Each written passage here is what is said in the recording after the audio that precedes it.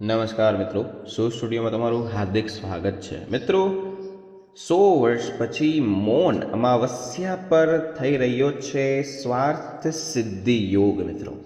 મિત્રો, ભગવાન શ્રી નારાયણ શ્રી હરિના આશીર્વાદથી આ 3 રાશિઓને સારા દિવસો આવવાના છે. મિત્રો, ક્યારે આવવાના છે, શું આવવાનું છે, તે ઉપર પૂરો વિડીયો બનાવેલો છે, તો ધ્યાનથી સાંભળો. મિત્રો, હું ખાસ કરીને તમને જણાવી દઉં કે 100 વર્ષ પછી મૌન અમાવસ્યા પર જોઈએ તો સ્વાર્થ સિદ્ધિ યોગ બની રહ્યો છે.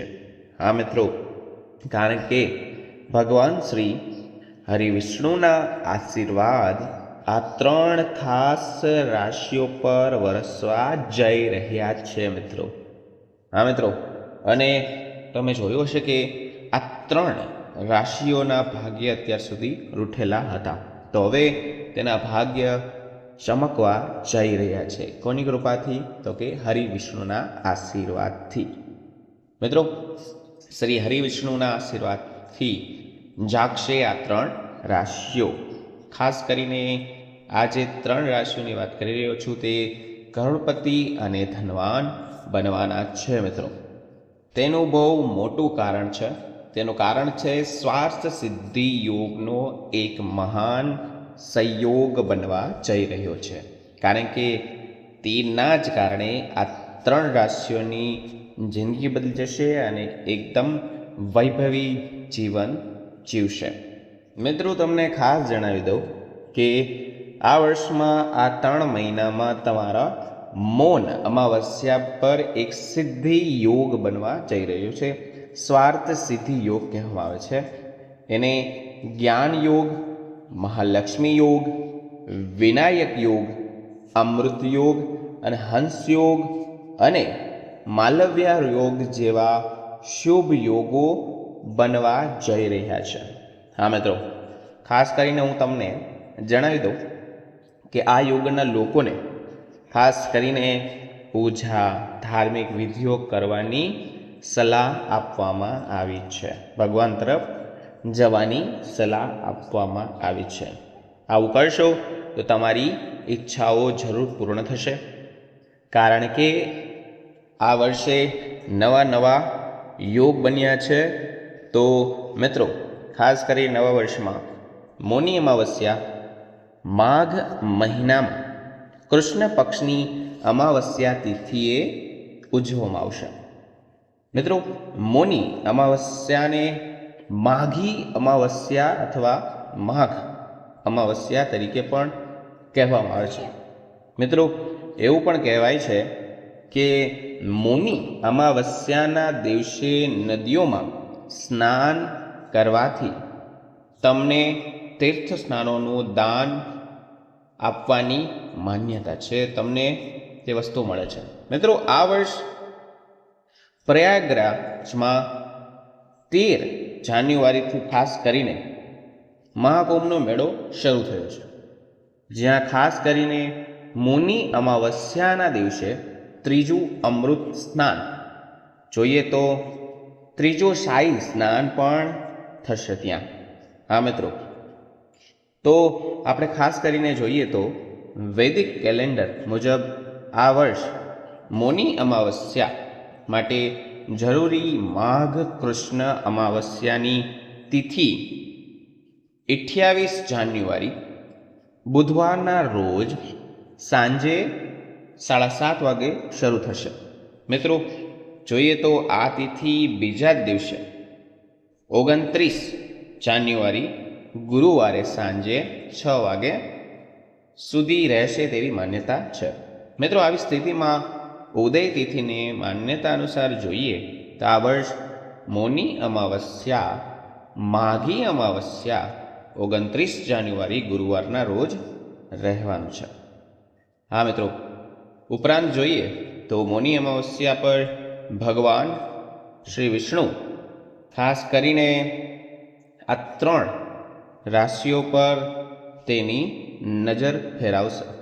ચાલો મિત્રો, વધારે ના સમજાવતા હું તમને આ 3 રાશિઓ વિશે વાત કરવા જઈ રહ્યો છું. તો પહેલી વાર આવ્યા હો તો વિડીયોને લાઇક, ચેનલને સબસ્ક્રાઇબ કરવાનું ભૂલશો નહીં. નીચે કમેન્ટ સેક્શનમાં હું જેની રાશિ બોલું તેને ખાસ કરીને નીચે કમેન્ટ બોક્સમાં જય મા લક્ષ્મી, જય હરિ વિષ્ણુ લખવાનું જ છે મિત્રો.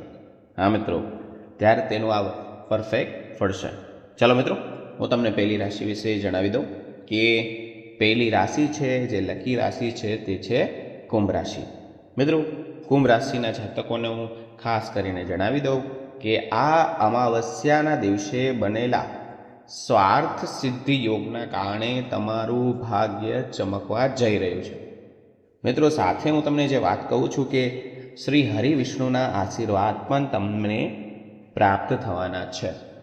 તેના કારણે શું ફાયદા થશે તે ધ્યાનથી સાંભળો. મિત્રો, તમને હું જણાવી દઉં કે ભગવાન શ્રી હરિના આશીર્વાદ તમારા પર રહેવાના છે, કારણ કે તમારું ભાગ્ય પણ જાગશે અને તમારું જીવન ખુશીઓથી ભરેલું રહેશે. મિત્રો, ઉપરાંતનું વાત કરીએ તો હું તમને જણાવી દઉં કે 100 વર્ષ પછી મોની અમાવસ્યા પર બનેલો સ્વાર્થ સિદ્ધિ યોગ સાથે કુંભ રાશિના જાતકો પર અપાર સફળતા અને પ્રગતિ મળવાની છે. બાકીના તમારે જે કામ થશે તે જે બાકી રહેલા તમારા કામ છે તે પૂર્ણ થવા લાગશે. ભગવાન શ્રી હરિ વિષ્ણુના આશીર્વાદથી તમારા સપના જલ્દી જ પૂરા થશે. મિત્રો, કુંભ રાશિના જાતકોને ખાસ કરીને અપાર સફળતા અને પ્રગતિ મળતા જોશો. હું તમને જણાવી દઉં કે તમારી અંદર એક અલગ પ્રકારનો આત્મવિશ્વાસ ઉત્પન્ન થશે. હા મિત્રો, હું તમને કહું કે તમારી જાતને તમે ઉર્જાવાન બનાવશો, જેથી તમે તમારા કામમાં રહેલા જટિલતાઓને ખૂબ જ સરળ રીતે ઉકેલી શકો છો. હા મિત્રો, કુંભ રાશિના લોકોને હું ખાસ કરીને જણાવી દઉં કે તેની પાસે લગી જે ઈચ્છા હતી, જે બાકી ઈચ્છા હતી, તે ભગવાન વિષ્ણુ નારાયણની કૃપાથી તેની ઈચ્છાઓ પણ પૂરી થશે, તેના કામ પણ પૂરા થશે. મિત્રો, જે કુંભ રાશિના છે, જે વેપારી વર્ગમાં છે, તેને હું કહી દઉં કે તેનું સારું પરિણામ મળવા જાય છે 3 મહિનામાં. હા મિત્રો, હું તમને કહી દઉં કે જે કોઈ પણ વ્યક્તિ ખાસ કરીને કુંભ રાશિના છે તે વિદેશમાં કામ કરવાનું સપનું જોઈ રહ્યા છે, તેનું સપનું સ્વાર્થ સિદ્ધિ યોગમાં પ્રભાવથી ખૂબ જ ટૂંક સમયમાં હવે પૂરું થવા જઈ રહ્યું છે. માટે તમારા ઘરમાં ખુશીઓ જ આવવાની છે. મિત્રો, આ મૌની અમાવસ્યાની તમારા પર સારા દિવસો શરૂ થવાના છે. હા, આ 3 મહિનામાં તમારા સારા દિવસો શરૂ થવાના છે. તમારું નસીબ સંપૂર્ણ રીતે સાથ આપશે. મિત્રો, આ સમયનો તમારે પૂરો લાભ લેવાનો છે. મિત્રો, જો તમે મૌની અમાવસ્યાના દિવસે ખાસ કરીને દેવી લક્ષ્મીની પૂજા કરો છો તો તમને કમળ કે ગુલાબનું ફૂલ અર્પણ કરવાનું છે માતા લક્ષ્મીજીને. તો તમારી જીવનની બધી મુશ્કેલીઓ છે તે આપોઆપ પૂરી થશે. અને તમારા જરૂરિયાતમંદોને તમારે ખાસ કરીને કપડાં દાન કરવા જોઈએ અને પૈસાનું પણ દાન કરવું જોઈએ. મિત્રો, ચાલો નંબર 2 જોઈએ. તો બીજી રાશિ છે, જે લકી રાશિ થવાની છે આ 2 મહિનામાં, તે છે મીન રાશિ.